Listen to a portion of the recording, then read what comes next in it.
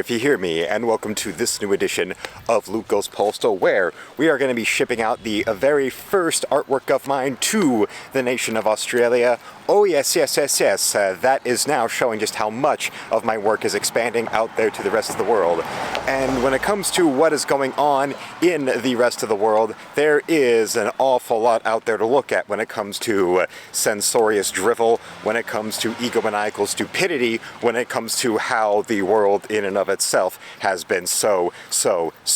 damaged for so long. But now when we take one good long look, we see that what we are going through, what we are dealing with, is a lot of nefarious, greedy people getting their just desserts, and a lot of them are lashing out. Just take a good look at South Park. South Park for decades was a show that was built on being so iconoclastic and so wild and edgy, initially being a wild out there adult cartoon that did all the things that you had never seen done before with kids cartoon characters. It made the Simpsons look like a square dance with how we treated families and children and all of that, with all the vulgarity and all the violence and all the other kind of toilet humor that made parents so angry. But now you have an example of the show being a victim of its own success, and the creators being trapped by their own creation and clearly wanting to do as little work of this as possible. And let's also not forget about how there's a lot of doing as little work as possible on account of, well, the contracts and deals that they have being examples of ones where they want to go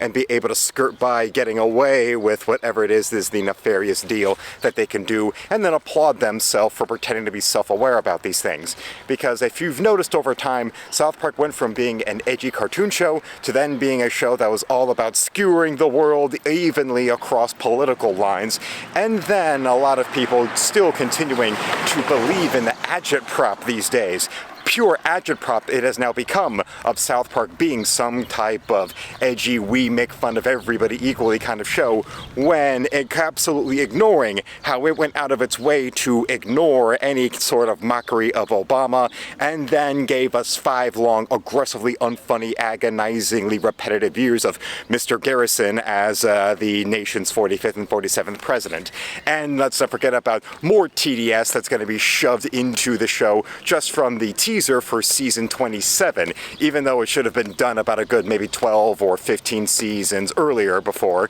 And you can tell the way that they've been now skirting by, going an entire year without new episodes, and their lazy-ass excuse was trying to say that we want to get these corporations, we want to get those streaming deals taken care of. Or was it a matter of, despite all of the aggressively unfunny, repetitive anti-Trump talk that they used Mr. Garrison as a cipher for, they went out of their way during the years of actual people outside of the Hollywood hug box suffering under the weight of political elitism getting back the chessboard so that a bunch of fart-huffing homunculi can look down their nose at real Americans, and all the DNC's worst id-fueled egomania getting to rule again. Stuff that made the Obama administration look like a square dance when it comes to Hollywood propped up elitist assholes getting to feel like they are the smartest people and the most important people in the room, when they're hardly the 17th person, especially when you take away the teleprompter and you take away the media kissing their ass every single second of the day. And remember, when you look at the show, when you look at South Park, I am one of those that was paying attention long enough to notice that, wait. It wasn't just suddenly they flipped a switch when the show that went from bashing everybody suddenly now was trying to prop up Hillary during election-themed episodes in 2016. But let's also not forget about how they went out of their way before then to insert increasingly Daily Show-level political takes into things, going and apparently copying Jon Stewart's homework when it came to episodes where they go on with the Hollywood-approved opinion on the Washington Redskins logo, or on the Confederate flag and whether or not it should be removed, contradicting an episode they did themselves early on in their actually funny seasons, where they went out of their way to leave a statement about flags or state flags or any other kind of flag like that being potentially offensive to modern politically correct left-wing ideals, they can go and screech about it being offensive to people, that they are not a part of that group of people, but they want to keep on acting like somehow them being professionally offended on everyone else's behalf makes them better people. And then, of course, even having the balls to acknowledge that, well, a black man being offended by an old flag, him becoming a professional outrage mafia leader about that, actually winds up making him a racist. And it winds up proving that the people that oppose him and want to maintain that historical landmark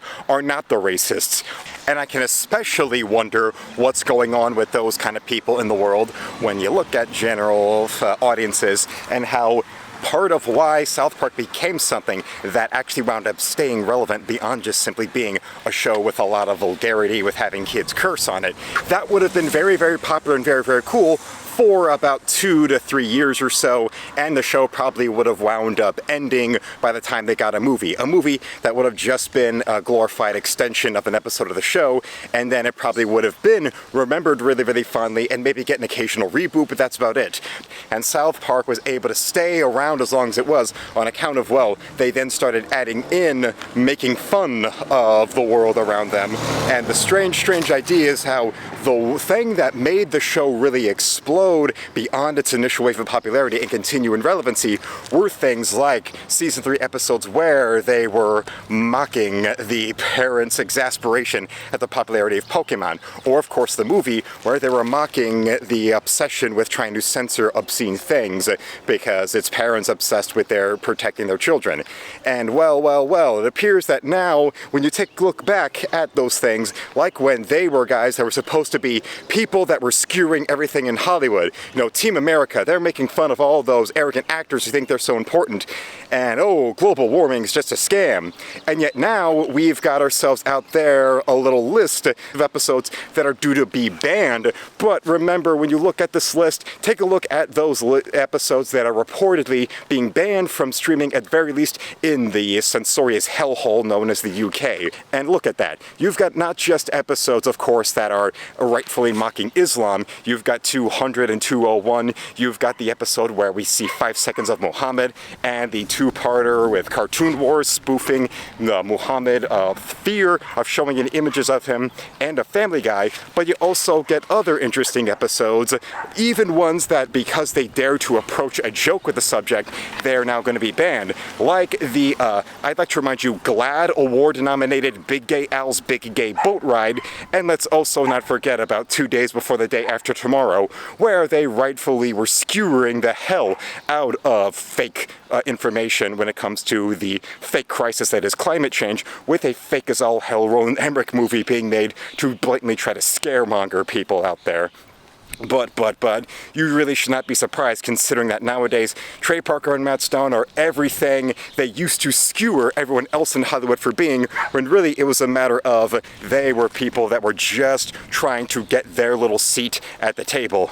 They are nowhere near the kind of men that they were before. The difference is that now they're very much well aware of the kind of men that they are before, and desperately are just trying to lash out at anybody that will remind them that they are goddamn frauds. And that's not my opinion. I know I'm right. So I want to thank you for watching. Subscribe so my channel hits 10,000 subs. Don't forget to become a member today and shop with my art store with the second link below. And beyond that, if you want to show your direct support, you can either buy the art there, just like good old Kim did right here, or you can show your support with a direct donation in the store. So until then, felines, slam it, lick it, suck it, and see you, Space Cowboy.